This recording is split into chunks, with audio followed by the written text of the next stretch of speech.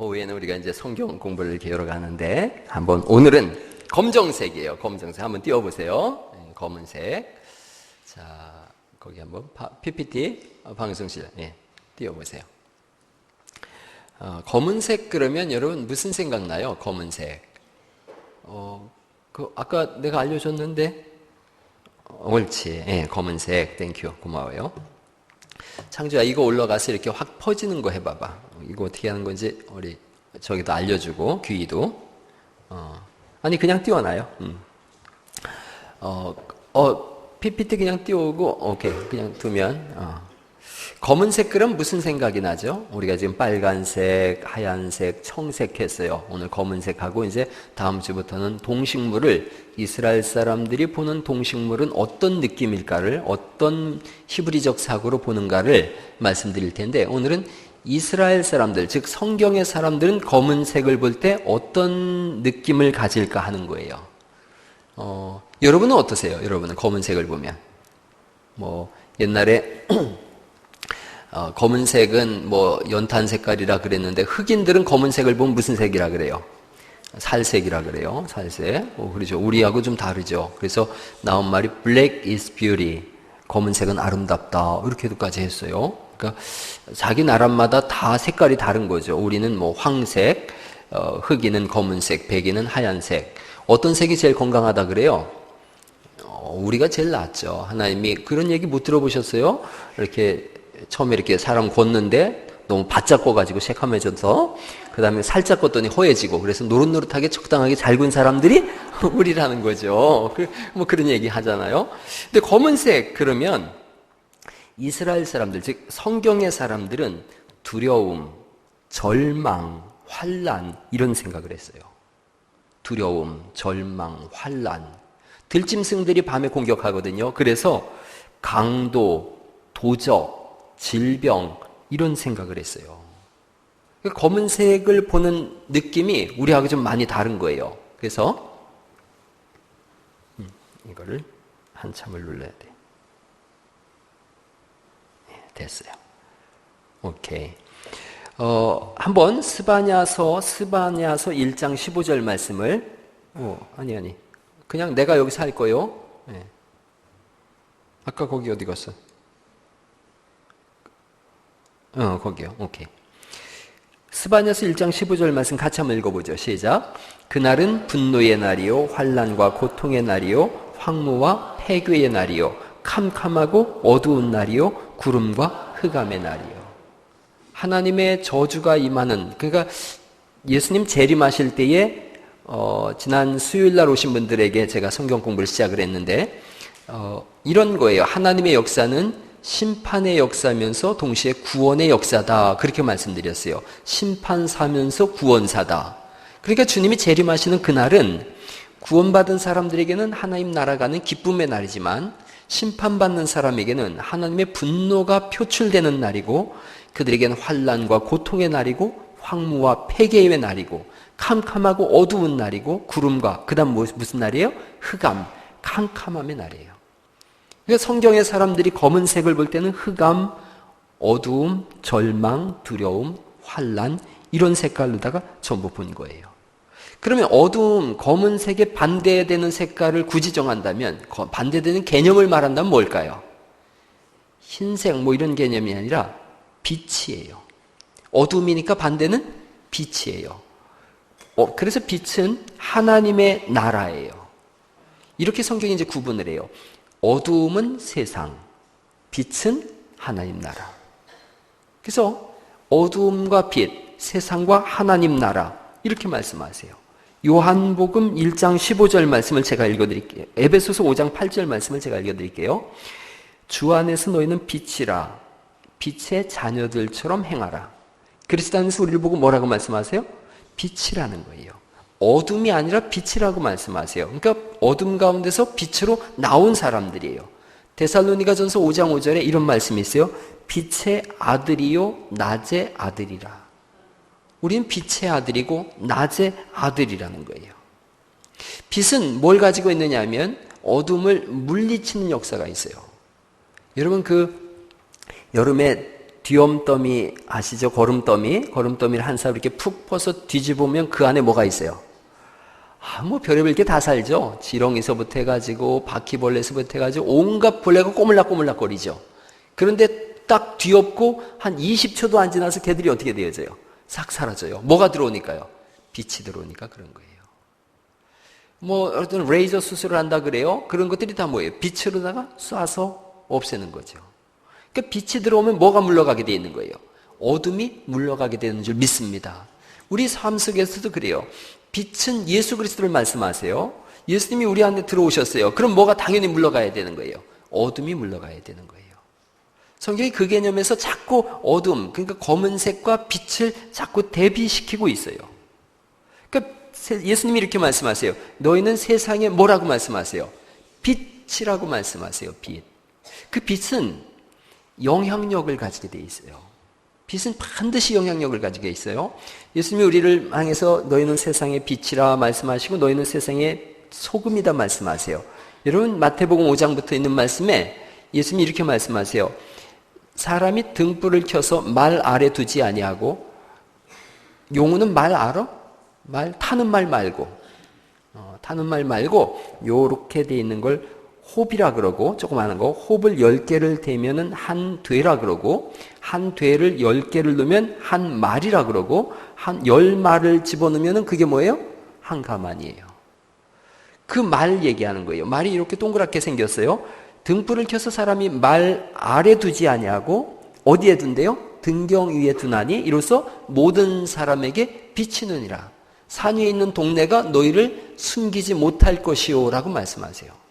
그러니까 빛이 우리 안에 들어오면 우리가 사람들을 비춰내는 영향력을 갖게 된다는 거죠. 너희는 세상의 소금이다. 소금이 만일 그 맛을 잃으면 무엇으로 짜게 하리요? 후에는 다만 밖에 버리어 사람에게 밟힐 뿐이니라. 이렇게 말씀하세요. 소금이 옛날에는, 지금은 바다에서 나오지만 이스라엘은 산에서 소금을 캡니다. 그래서 돌멩이 같은 데게 짜요. 그 암염이라 그래요. 암염. 이걸 먹다가 소금기가 떨어지면 버리긴 버리는데 밭에다 버리면 산성을 띠고 있기 때문에 농사가 안 돼요. 그러니까 길바닥에다 버리기 때문에 사람들에게 밟히는 거예요. 그러니까 예수 믿는 사람들이 영향력을 발휘하지 못하면 밟히게 된다는 거죠. 어둠 속에서 우리가 빛이 우리 속에 들어옴으로 인해서 어둠이 물러가고 우리가 빛으로 이 세상을 밝히는 영향력 있는 삶을 살아가는 줄 믿습니다. 성경이 계속 한번 좀 더 보는 거죠. 어두움은 절망이에요. 빛의 반대예요. 그래서 마태복음 4장 16절 말씀에 한번 보이는 분은 같이 한번 읽어보죠. 시작. 흑암에 앉은 백성이 큰 빛을 보았고 사망의 땅과 그늘에 앉은 자들에게 빛이 비추었도다 하였느니라. 이렇게 말씀하고 있고, 여기가 지금 어느 땅이냐면 갈릴리 땅을 보고서 말씀하시는 거예요. 갈릴리가 어떤 곳이냐? 흑암이 있는 곳이라는 거예요. 누가복음 2장 32절에도 똑같은 말씀인데 같이 읽어보죠. 시작. 이방을 비추는 빛이요 주의 백성 이스라엘의 영광이니이다.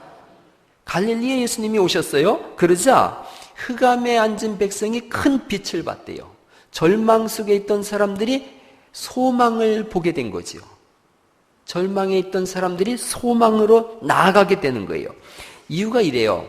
갈릴리가 어떤 곳이냐면, 우리 교회가 갈릴리 교회인데 예수님 오시기 721년 전에, 그걸 BC라 그러죠. BC는 Before Christ의 준말이에요. 예수님 이전 721년에 아시리아가 쳐들어왔어요. 어디가 쳐들어왔어요? 한번 해보세요. 아시리아가 쳐들어왔어요. 이스라엘이 멸망했어요. 그러자 북이스라엘에 있는, 북쪽을 이스라엘이라 그러는데 남쪽은 유다라 그러고, 북쪽 이스라엘에 있는 이 귀족들을 이주시켜요. 그리고 그 땅에 이방인들이 들어오게 합니다.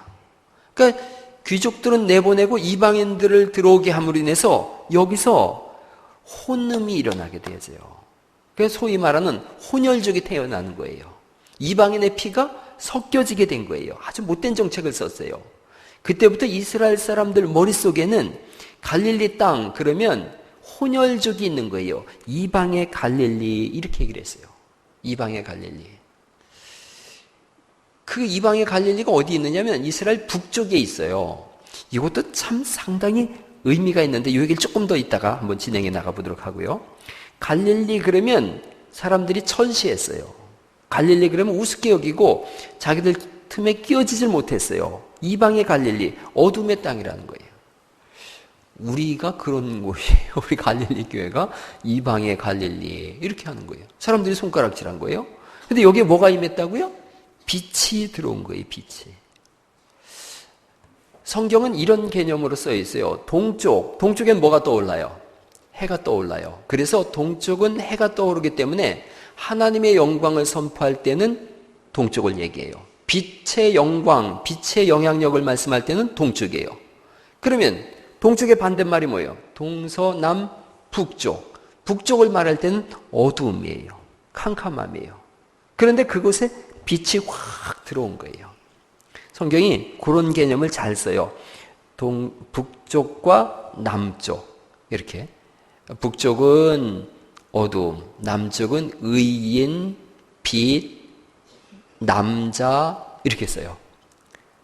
북쪽은 죄인, 또 어두움, 그리고 남자에게서요, 여자에게서요? 여자? 이렇게 얘기해요. 여자분들한테는 미안하지만 어쨌든 이 시대는 그랬어요. 북쪽은 그러면 남쪽과 북쪽이 있는데 양과 염소를 둘 때 남쪽엔 뭐가 있겠어요? 양, 북쪽엔 염소. 그렇게 되어져요. 의인은 어느 쪽이겠어요? 남쪽. 죄인은 북쪽. 이렇게 되어져요. 하나님 나라 남쪽, 세상 북쪽. 그렇게 되어져요. 그게 이방의 갈릴리가 되는 거예요. 남자, 여자. 이렇게 구분시켜 놨어요. 거기로다가 예수님의 빛이 이렇게 들어온 거예요. 그게 조금 더 확장시켜 보면 세상으로 뭐가 들어왔다는 거예요, 지금. 어둠의 세상으로 빛 대신 예수님이 쑥 들어온 거예요. 요한복음 12장 46절 말씀 같이 한번 읽어봐요. 시작. 나는 빛으로 세상에 왔나니 무릇 나를 믿는 자로 어두움에 거하지 않게 하려 함이로다. 예수님 안에서 우리는 빛에 거하는 사람들이에요. 그래서 마태복음 5장 14절 말씀 또 읽어보시죠. 시작. 너희는 세상의 빛이라 산 위에 있는 동네가 숨기우지 못할 것이요. 그렇게 말씀하세요. 우리가 어떤 사람들이냐라는 부분에 있어서 예수님께서 너희는 세상의 빛이다. 영향력을 막 허락해 주시는 거예요. 조금 더 한번 이 부분을 좀 더 한번 생각을 해보려고 그래요. 어디냐면 여기가 뭐가 하나가 들라. 네. 다시 한번 거기 동의어 부분을 한번 좀 봐보세요. 어두움은 검은색은 어두움, 흑암, 소경, 그늘, 밤, 세상일 이런 것들을 전부 말씀하세요. 예수님께서 스가랴서에 보면 예수님이 감람산에 서실 것이요 그렇게 말씀하세요. 그러니까 이제 이걸 가지고 문자주의적으로 해석하는 사람들은 예수님이 감람산에 오신다 뭐 그랬는데 그런 개념이 아니죠. 그래 한 가지 생각을 해보세요. 감람산은 동쪽에 있을까요? 서쪽에 있을까요? 동쪽에 있어요. 해가 떠오르는 쪽에 있어요. 그래서 그리스도가 어디에 임하시는가 그런 부분을 자꾸 성경은 상징적 의미를 두고서 우리에게 말씀하고 있다는 거죠. 조금 더 한 번 더 보면요. 갈릴리 땅이 이렇게 돼 있어요. 갈릴리가 이렇게 돼 있는데 글씨가 이렇게 깨져서 나오는 거예요. 제가 한번 읽어볼게요. 마태복음 4장에 있는 말씀이에요. 예수께서 요한의 잡힘을 들으시고 갈릴리로 물러가셨다가 나사렛을 떠나 스불론과 납달리 지경 해변에 있는 가버나움에 가서 사시니 이는 선지자 이사야로 하신 말씀을 이루려 하심이라. 일러스되 스불론 땅과 납달리 땅과 요단강 저편 해변길과 이방의 갈릴리여. 그 다음을 같이 한번 읽어보죠. 시작. 흑암에 앉은 백성이 큰 빛을 보았고 사망의 땅과 그늘에 앉은 자들에게 빛이 비추었도다. 아멘. 다시 한번 이 말씀을 가지고서 조금만 더 말씀드리고 오늘 일찍 예배를 마칠 거예요. 어둠 속으로 빛이 이렇게 쑥 들어가는 것을 영향력이라고 말씀드렸어요. 어둠의 땅으로 빛의 영향력이 들어간 거예요. 그래서 시편 9장 2절에도 흑암에 행하던 백성이 큰 빛을 보고 사망의 그늘진 땅에 거하던 자에게 빛이 비추었도다. 그러니까 하나님 나라는 뭘로 들어오는 거냐면 영향력을 가지고 들어오더라는 거예요. 여러분, 그런 예수님이 천국에 대한, 하나님 나라에 대한 비유를 말씀하실 때 그 비유를 하셨어요. 그 겨자씨 비유 아시죠? 겨자씨가 굉장히 작아요. 눈에 잘 안 보여요. 근데 겨자씨를 심었어요. 시간이 지나면서 겨자씨는 자라기 시작해요. 그래서 얼마나 크게 자랐는지 뭐가 깃들 정도예요? 새가 깃들 정도라고 말씀하세요. 그걸 하나님 나라라고 말씀하는 거예요. 두 가지 중요한 개념이 이 속에 들어있기 때문에 그 개념을 제가 말씀드리면 오늘 이게 끝나요. 또 하나는 가루 서말에다가 누룩을 갖다 넣었어요. 누룩이 뭐 보이지도 않는 누룩을 넣었는데 그랬더니 누룩이 어떻게 되어져요? 부풀기 시작했다는 거예요. 하나님 나라에 대한 영향력이 그렇다는 거예요. 처음에는 영향력이 잘 보이질 않아요. 그런데 하나님 나라가 임했어요. 두 가지 의미가 있는데 첫째는 우리가 생각하는 개념대로 하나님 나라가 오질 않았어요. 언제가 제가 한번 설교한 내용인데 하나님 나라는 우리가 생각하는 개념으로 안 왔어요. 우리가 생각하는 개념으로 오면 너무나 쉽죠. 제가 만약에 여기서 예수님을 믿으면 나처럼 됩니다. 자, 공중부양을 시범해 보이겠습니다. 그러고 내가 몸이 이렇게 붕 떴다고 생각해 보세요. 그럼 사람들이 기적을 보는 거니까 와 하겠죠. 근데 그렇게 안 왔다는 거예요. 여러분, 예수님께서 하신 일을 여기서 똑같이 한다고 보세요. 앞을 못 보는 분에게 기도했더니 앞이 보이고 막 걷지 못하는 분을 벌떡벌떡 일으키고 암 환자에게 손을 댔더니 막 다 나버리더라. 그러면 우리 교회가 이름을 갈릴리 교회, 갈릴리 병원까지 이렇게 놓을 수가 있죠. 원대병원 망할 거예요, 아마. 사람들이 다 오는 대로 내가 손만 탁탁탁탁 얹으면 끝나니까요. 그런데 그렇게 안 왔다는 거예요, 하나님 나라가. 우리 예수 믿는 사람과 예수 안 믿는 사람, 그냥 객관적인 시각에서 말씀해 보세요. 누가 더 건강한 것 같아요? 아픈 사람은 다 교회 왔어요. 뭘 아픈 교회? 아픈 사람은 다 교회 왔어요. 와, 다 여기도 아프다, 저기도 아프다. 막 어떤 아이가 뭐 여기도 아프고 여기도 아프고 여기도 아프고 배도 아프고 막 그랬더니 의사가 진단하기를 너 손가락이 고장 난 거야. 그랬다 그러던데 아픈 사람은 다 교회에 앉아 있는 것 같아요. 그런데도 또 상한 심령은 또 얼마나 많은지 몰라요. 교회는 다 상한 심령을 가지고 왔어요. 그래서 교회가 잠잠하고 평화롭다. 그건 하나님의 은혜예요. 전적인 은혜예요. 교회는 다 상한 심령을 가진 사람들이 왔기 때문에 사실은 여기서 싸움박질이 많이 일어나야 되는 게 사실은 정상이에요. 신앙생활 오래 해서 이게 성화돼서 그런 거지 상한 심령을 가진 사람만 교회 옵니다. 병든 사람만 교회 오고요. 그 사람들이 어디 가서 마음 둘 데 없는 사람들이 교회 오는 거예요.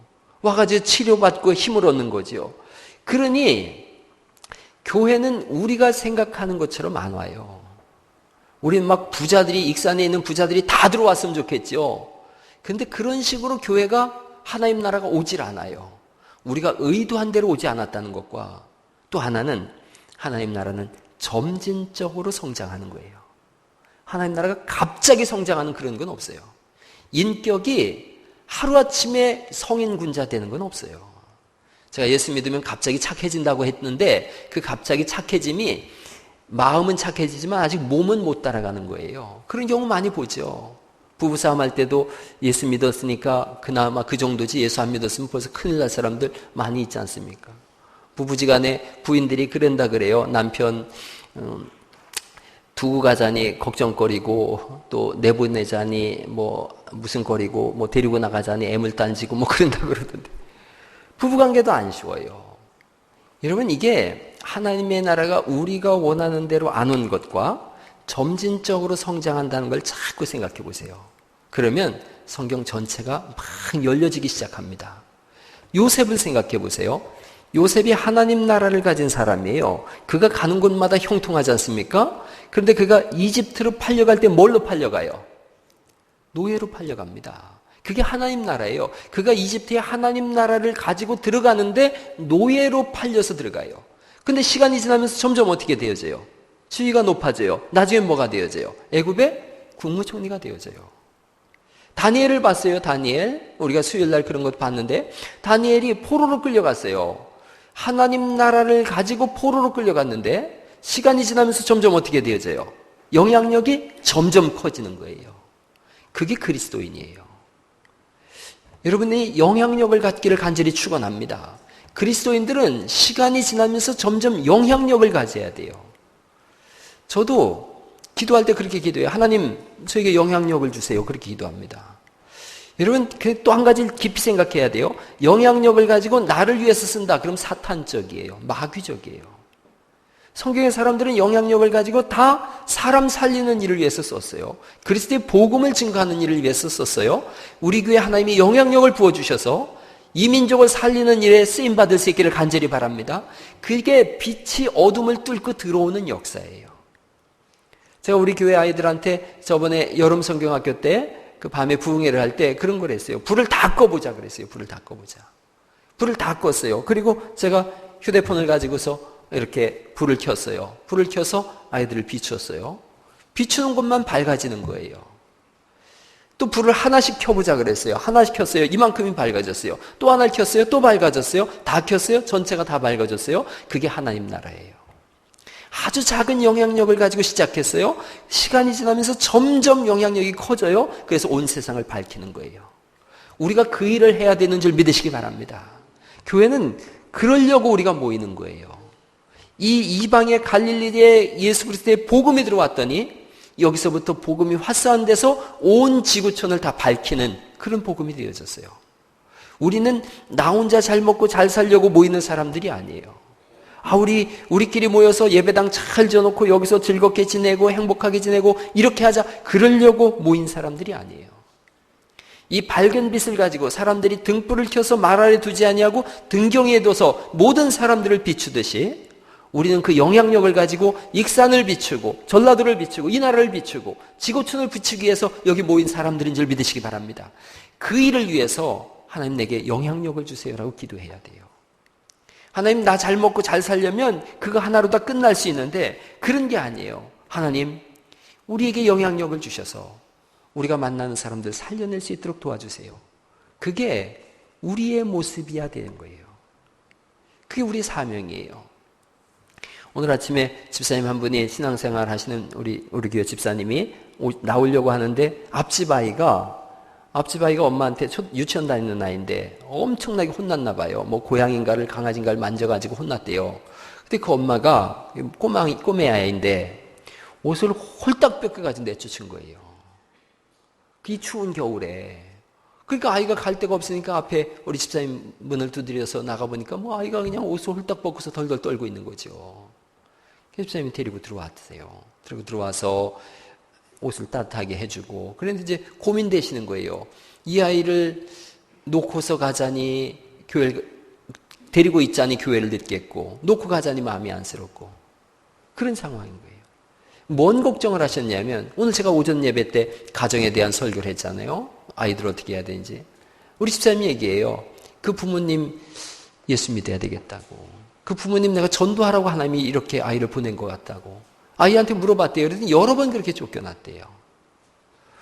여러분 그런 마음이 들었어요. 그 엄마 세상에 유치원 아이면은 요즘 부끄러움을 다 하는데 옷을 벗겨가지고 내쫓으면 그 아이의 이 자아 정체성이 얼마나 무너질까를 그 엄마는 생각을 못하는 거예요. 자기 감정을 확 풀어낼 줄만 알았지 이 아이가 얼마나 자존감이 무너질까 이런 생각을 안 한 거예요. 그런 것들을 우리가 좀 전파해 나가야 되는 거예요. 빛으로서 그들을 품고 안으로 들어와서 같이 여기 와서 그런 말을 듣고 가정을 세워나가고 이런 일에 여러분이 전도의 사명을 감당할 수 있기를 간절히 바랍니다. 하나님 우리에게 빛으로 세우신 것은 나만 잘 먹고 잘 살고 이게 아니에요. 어떤 사람을 만나서 그에게 어떻게 빛을 전해줄까? 여기에 우리에게 주신 영향력이 있어요. 굉장히 중요한 얘기예요. 한 사람 한 사람이 나는 그냥 평범하게 살다가 끝낼 인생이 아니구나를 오늘 자각할 수 있길 간절히 바랍니다. 여러분이 어떤 삶을 살았든 또 지금 어떤 삶 속에 살아있든 그냥 그대로 살다 끝낼 인생이 아니라는 말씀을 하는 거예요. 주님께서 분명히 등경 위에 둬서 온 동네를 비추는 일에 여러분을 들어 쓰시겠다고 하시는 줄 믿으시기 바랍니다. 우리가 그런 사람들이에요. 그래서 정신을 차리는 거예요. 정신을 차리는 거예요. 남편이 술주정뱅인데 그냥 교회를 끝까지 가자고 그래서 남편이 정신없이 마누라 따라서 그냥 한 번만 간다고 갔다가 은혜 받아가지고 안수집사님 됐대요. 찬송을 부르는데 오 나의 보배로우신 주여, 그 찬송에 큰 은혜를 받았대요. 보배로우신 주님. 그래서 은혜를 받았다 그러던데, 여러분은 참 이제 자다가 입을 깔면서 웃을 거예요. 술을 들이켜 봤어야지 뭐 보배가 소주인지 아닌지를 알지.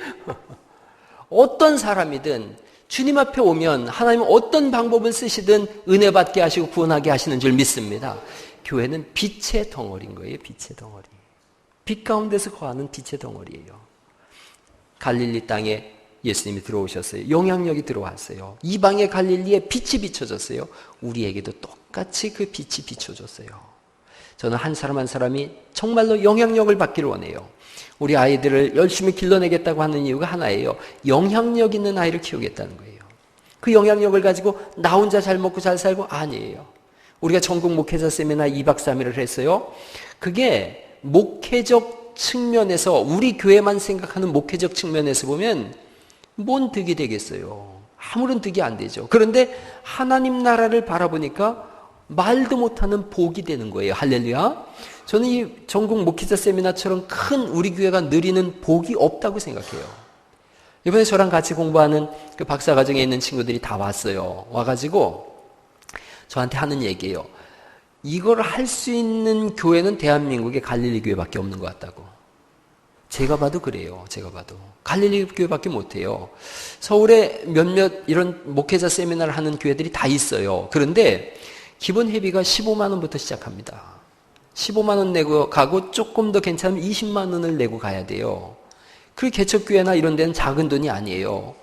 그 우리는 전액 무료로다가 다 하잖아요. 전액 무료로 하는 데다가 그것만이 아니에요. 제주도나 강원도나 멀리서 오신 분들 계시잖아요. 그러면 봉투를 따로 만들어서 여비까지 지급을 해드려요. 그렇게 함으로 인해서 빛을 막 뿜어내자는 거예요. 뿜어내자. 우리 교회만 하는 일이에요. 막 1,000만 원, 2,000만 원을 들여서 하는 이유가 그런 거예요. 올해가 20년 됐어요. 20년 이걸 했더니요, 참 감사하고 감동되는 일들이 있더라고요. 저쪽에 어떤 그 감리교회는 남자 권사님이 있는데, 남자 권사님이 500만 원을 가져왔어요. 이거 하는 일에 쓰라고. 군산에 어떤 목사님이 100만 원을 가져오셨어요. 또 이번에 참석한 분이 제주도 사시는 분인데 자기가 크게 감동이 됐대요. 우리가 귤을 100만 원어치 삽니다. 매달 이거 할 때마다 1년에 100만 원에서 150만 원어치 귤을 사는데 내년에 자기가 귤을 다 되겠대요. 아이고, 할렐루야. 이게 하지 말라고 제가 전화할까요? 별로 안 좋아하는 거예요. 귤을 다 되겠다 그래요. 어떤 분은 쌀을 가져오겠다 그러고, 그래서 내년에 오실 때 돼지 한 10마리 몰고 오시라 그랬어요, 제가. 큰 잔치예요.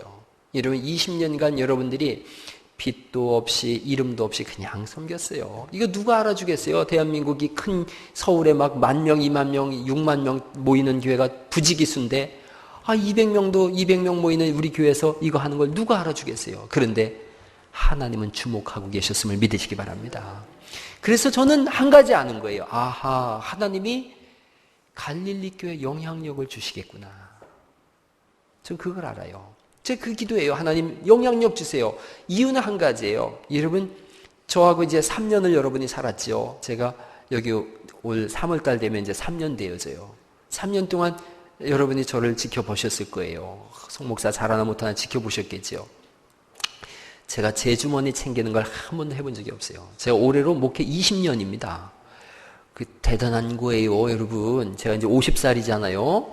30살에 개척, 예수님이 25살에 예수 믿어서 30살에 개척해서 20년을 그냥 한결같이 목회를 해왔는데 20년 동안 제가 제 주머니에 찬 적이 한 번도 없어요.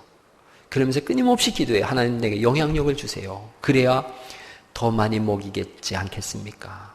라면 음악회를 우리 교회에서 하고 있고 전국 목회자 세미나를 하고 있고 한 가지 빛을 자꾸 뿜어내겠다는 거예요. 빛을.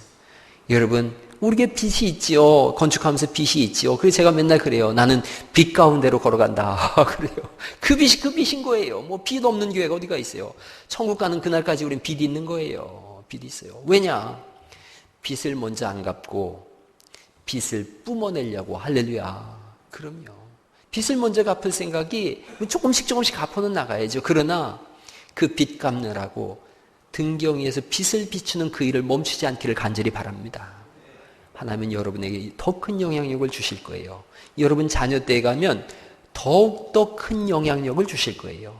세상이 감당치 못하는 영향력을 주실 거예요. 이미 빛이 우리 안에 들어왔으니까. 발산하게 될 거예요.